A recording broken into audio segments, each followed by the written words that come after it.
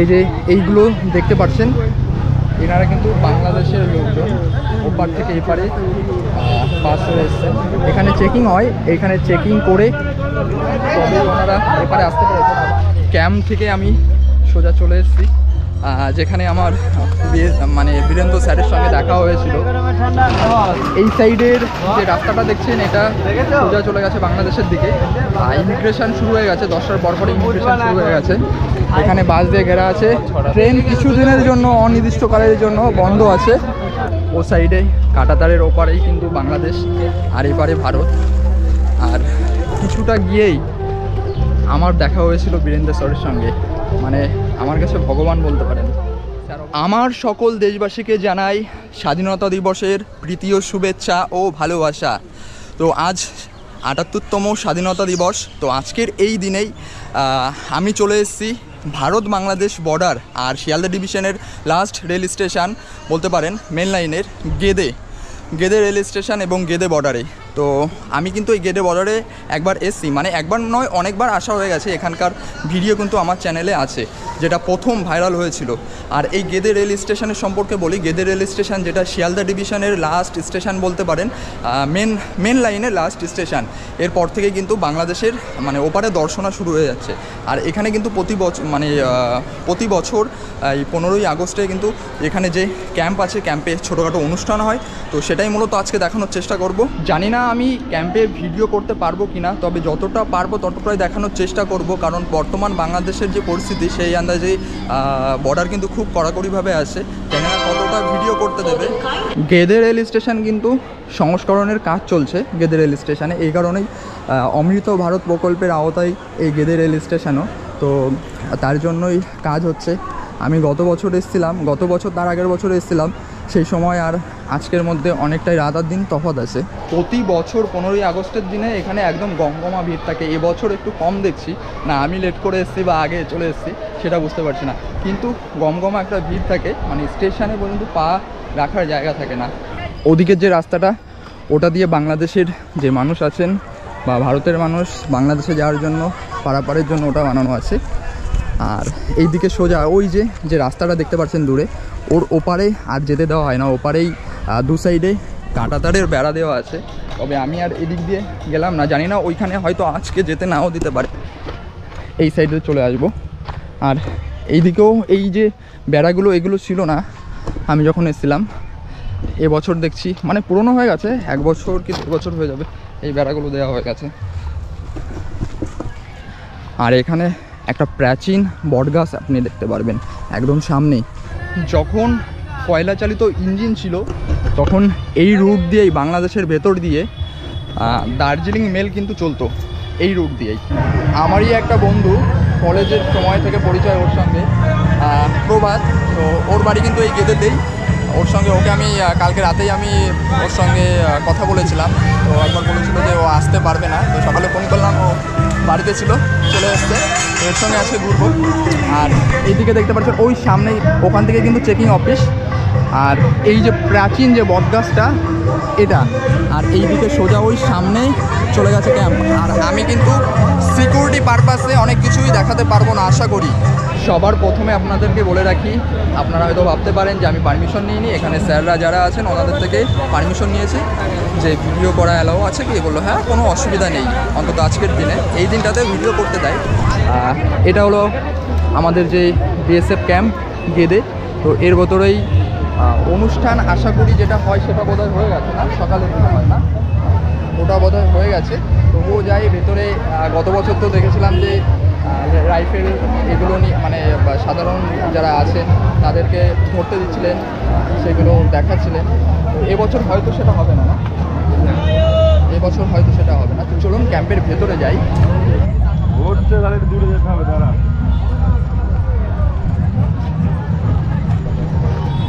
আমার যখন গেদে বর্ডারে যে ফার্স্ট ভিডিওটা ভাইরাল হয় তখন এই ক্যাম্পেই ডিউটিতে ছিলেন বীরেন্দ্র স্যার।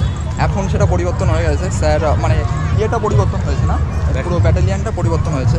মানে প্রতি বছর তো এক থাকে না, বছর 2 বছর অন্তর অন্তর চেঞ্জ করে দেয় ব্যাটালিয়ান। যদি স্যার থাকতেন অবশ্যই আজকে স্যারের সঙ্গে দেখা হতো। স্যারের সঙ্গে অনেক দিন হলো কন্ট্যাক্ট করার চেষ্টা করছি কিন্তু হচ্ছে না। হয়তো স্যার অন্য কোথাও ডিউটিতে আছেন, সিমটা মাঝে মাঝে খোলা পায় আবার বন্ধ হয়ে যায়।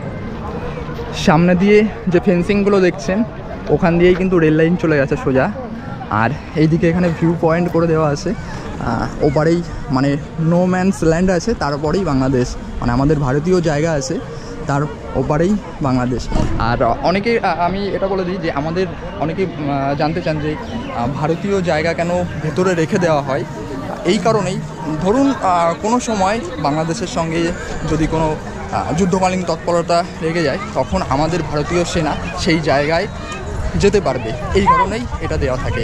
আমরা নিজেদের জমিতে আমরা ফেন্সিংগুলো লাগাই। ভিউ পয়েন্ট, এখান থেকেই বাংলাদেশ দেখা যাবে।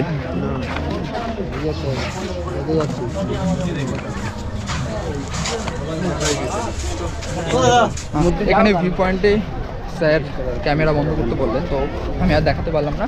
আর এখান থেকে 500 মিটার যে দর্শনা যে rail station, Gede rail station থেকে দর্শনা রেল স্টেশন 500 মিটার মতন হবে। সেনাবাহিনীর এই গাড়িতে ওঠার একটা স্বপ্ন ছিল, তো ওই যে বলে না সব স্বপ্ন সত্যি হয় না, এই গাড়িতে ওঠার অনেক ছেলেরই কিন্তু স্বপ্ন। যাদের স্বপ্ন অবশ্যই কমেন্ট সেকশানে কমেন্ট করে জানাবেন। আমার তো সেই স্বপ্ন ছিল, কিন্তু সেই স্বপ্নটা দুর্ভাগ্যের বিষয় পূর্ণ হবে না। সব স্বপ্ন তো পূর্ণ হয় না। ক্যাম্প থেকে আমি সোজা চলে এসেছি যেখানে আমার মানে বীরেন্দ্র স্যারের সঙ্গে দেখা হয়েছিল। ও সাইডে কাঁটাতারের ওপারেই কিন্তু বাংলাদেশ আর এপারে ভারত। আর কিছুটা গিয়েই আমার দেখা হয়েছিল বীরেন্দ্র স্যারের সঙ্গে, মানে আমার কাছে ভগবান বলতে পারেন। স্যার অবশ্য এখানে নেই, থাকলে স্যারের সঙ্গে দেখা হতো, কথা হতো। আপনি কোথাও ভিড় পান আর না পান, এই রাস্তাটায় ভিড় পাবেন আজকের দিনে, একদম জমজমাট ভিড়। আর আশা করি ওই সামনে থেকে তারপরে আর যেতে দেবে না। ওখানে বিএসএফ জওয়ানরা ডিউটিতে আছেন, ওর ওপাশে হয়তো আর যেতে দেবে না। ভাইরাল হওয়ার পর থেকেই বোধ হয়। এখানে ক্যাম্পের তরফ থেকে গাছ লাগানো কর্মসূচি হচ্ছে, গাছ লাগাচ্ছেন স্যারেরা এবং কিছু স্কুল স্টুডেন্ট, ওরা মিলে মানে স্যারদের সঙ্গে হাতে সহযোগিতা করছেন।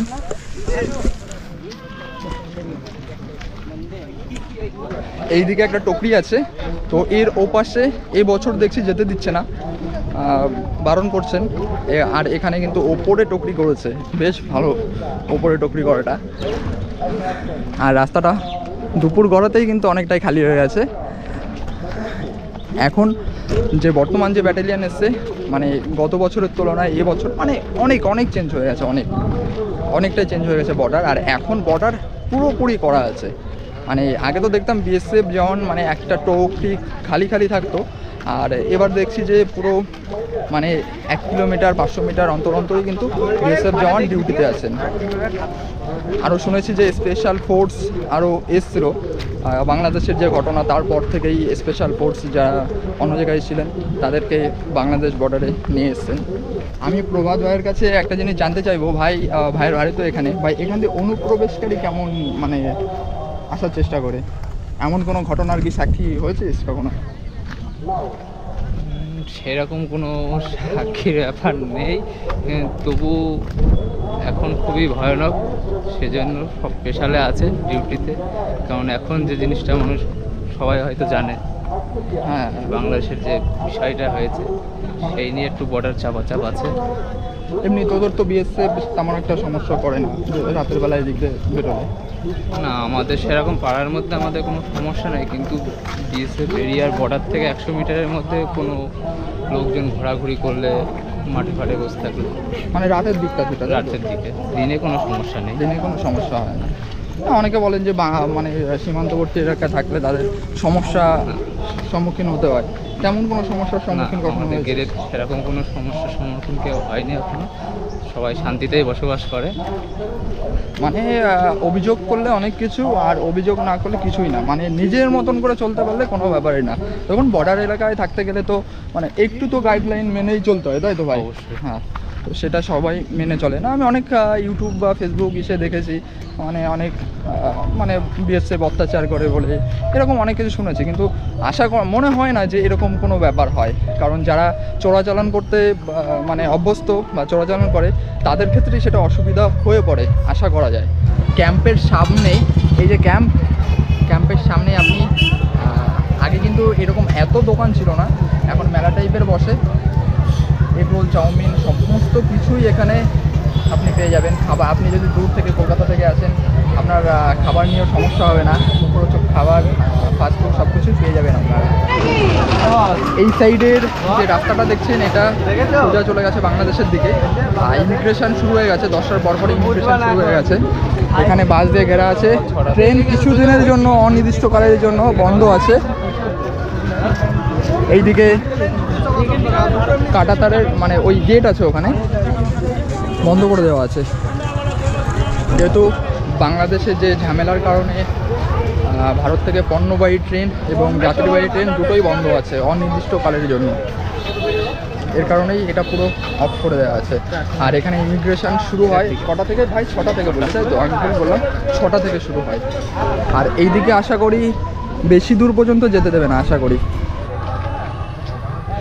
এইদিকে ভারতীয় জায়গা এদিকেও আছে, এদিকে গ্রাম আছে, বসতি আছে। আর এই সাইডটা এইদিকে তো নেই। এই রাস্তাটা পুরো সোজা চলে গেছে সীমানা বরাবর দিয়ে। আর এদিকে তো ফেন্সিং দেওয়া আছে, আর এদিকে যে গেট, সামনের যে বিএসএফ প্রক্রিয়া আছে আশা করি তার ওই পাশে আমাদের যেতে দেওয়া হবে না।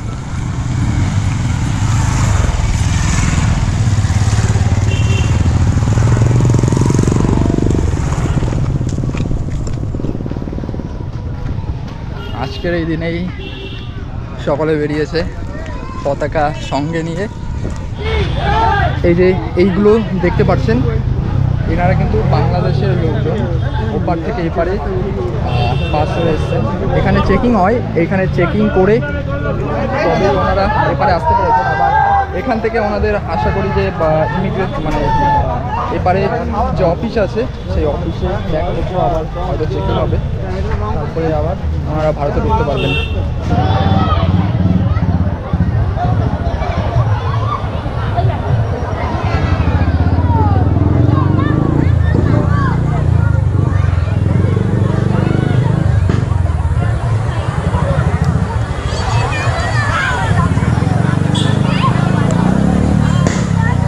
ঘড়িতে প্রায় 1টা বাজতে চললো। গেদে বর্ডার ঘোরা কমপ্লিট হয়ে গেছে। তো এখান থেকে আমি এখন বেরিয়ে যাব।